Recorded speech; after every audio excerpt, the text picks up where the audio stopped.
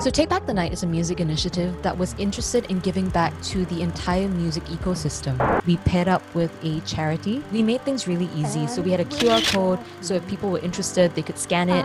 So for our second stream, we had about 3,000-ish views. Guess how much we got for that one? We got $30. 30.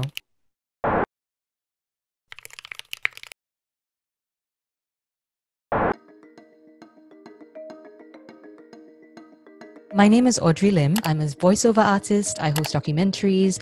I have a great interest in the music scene, so I am also the co-creator of a music initiative called Take Back the Nights.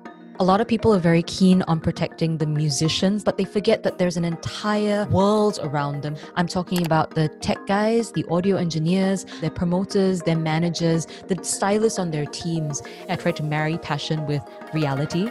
So Take Back the Nights was a community effort to help plug that gap.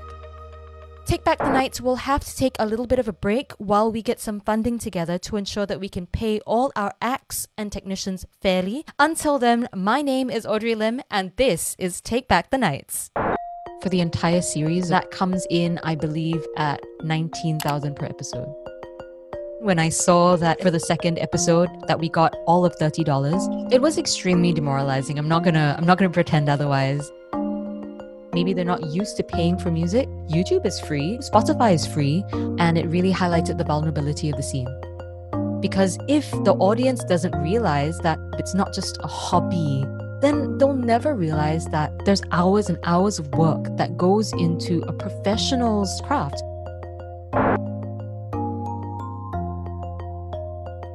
Musicians are selling their instruments, they're selling their pedals, they're selling their gear.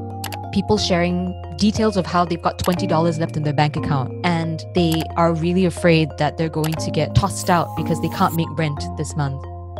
It's tough times for everyone, and once you notice these trends, it's hard to just sit back and do nothing.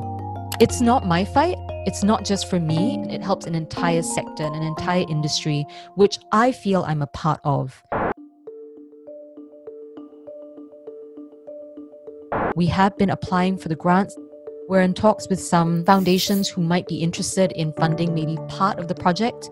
There's a Facebook COVID-19 support group for freelancers in the creative and cultural space. I'm one of the admins and moderators. We try to connect people and foster collaboration and community just to try and get everyone through this difficult time, because during these times when things are not normal, you need a community. I think what makes the Singapore music scene really unique is that we're kind of gritty.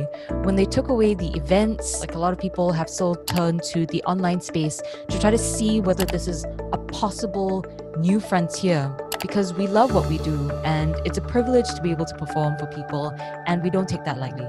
It does play a huge part in uniting people behind a cause. As musicians, we hold that power and we wield it in a way that's responsible to try and lift people up, especially when people are brought low by situations like this. I have every confidence that the music scene will survive this and we will come back evolved and new, and we're hoping that you will be here with us too.